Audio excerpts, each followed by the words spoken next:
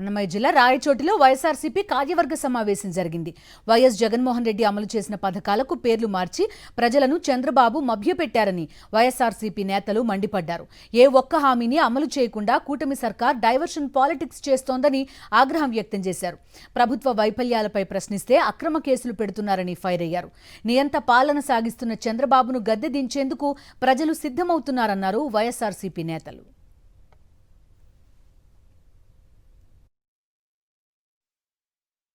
ఏది కూడా అమలు చేయకుండా నా హామీలన్నీ నెరవేర్చేశాను.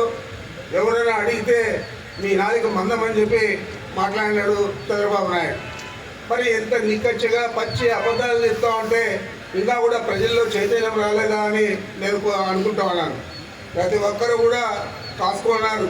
ఎప్పుడోసారి ఎన్నికలు మనం తప్పు చేశాము. జగన్మోహన్ రెడ్డి గారు కరోనా సమయంలో కూడా మాట తప్పకుండా ఇచ్చిన తేదీకి బట్టలు నొక్కి అందరికీ కూడా అన్ని సంక్షేమ పథకాలు కులము మతము కేవలం రాజకీయాలు పార్టీ కూడా చూడకుండా ఇచ్చిన విషయాన్ని మనం అందరూ కూడా గుర్తుపెట్టుకోవాలని మీకు మనం చేస్తా ఉన్నాను.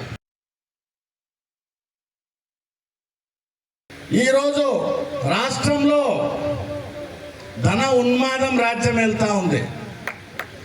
ఎక్కడ చూసినా పార్టీ లైన్లో చూసినా డబ్బే, ప్రభుత్వ లైన్లో చూసినా డబ్బే. ప్రతినిధులుగా బాధ్యతాయుతంగా ఉండే చాలా మంది మేము 70% పైన ఇస్తున్నాము, 30% మేము తీసుకుంటున్నాము, మిగిలించుకుంటున్నాము అని 100 మందిలో 1000 మందిలో ప్రజలకు చెప్పే సందర్భాలు మనకు ఎంతో మంది కార్యకర్తలు ప్రజలు చెప్తానే ఉన్నారు. మాజీ ఎమ్మెల్యే చెవిరెడ్డి భాస్కర్ రెడ్డి అక్రమ అరెస్టును నిరసిస్తూ ఆందోళన చేపట్టింది వైఎస్ఆర్ కాంగ్రెస్ పార్టీ. చంద్రగిరి నియోజకవర్గం రామచంద్రపురంలో అంబేద్కర్ విగ్రహం వద్ద నల్ల బ్యాడ్జ్లతో నిరసన తెలిపారు. ఆందోళనలో జెడ్పీటీసీలు, ఎంపీటీసీలు, పార్టీ నాయకులు, కార్యకర్తలు పాల్గొన్నారు. చంద్రగిరి నియోజకవర్గంలో చెవిరెడ్డి చేసిన అభివృద్ధి కార్యక్రమాలు మరొకరు చేయలేదని గుర్తు చేశారు.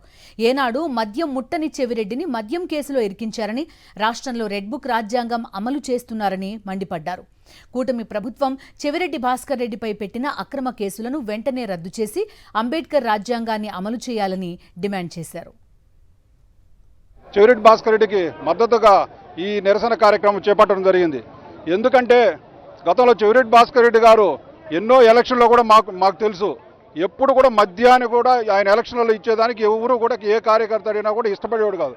అటువంటి భాస్కర్ రెడ్డి ఈరోజు అక్రమ మద్యం కేసులతో ఎవరో స్టేట్మెంట్ ఇచ్చారని అరెస్ట్ చేయడం చాలా బాధాకరం, చాలా దారుణం. దీన్ని మేము తీవ్రంగా ఖండిస్తున్నాము. ఈ యొక్క నియోజకవర్గంలో చెవిరెడ్డి భాస్కర్ రెడ్డి గారు కావచ్చు, మోహిత్ రెడ్డి గారు కావచ్చు, ఎంతో అభివృద్ధి చేశారు, ప్రజలకు అందుబాటులో ఉన్నారు. కానీ ఈ ప్రభుత్వం కక్ష కట్టి వాళ్ళ పైన తప్పుడు కేసుల్లో ఇరికించి ఈ రాష్ట్ర ప్రభుత్వం రెడ్ బుక్ రాజ్యాంగాన్ని అమలు పరుస్తామని చెప్పి ఈ రాష్ట్రానికి అంబేద్కర్ యొక్క రాజ్యాంగం కావాలే కానీ లోకేష్ రాజ్యాంగం వద్దని చెప్పి నినాదిస్తున్నాం. జై జగన్.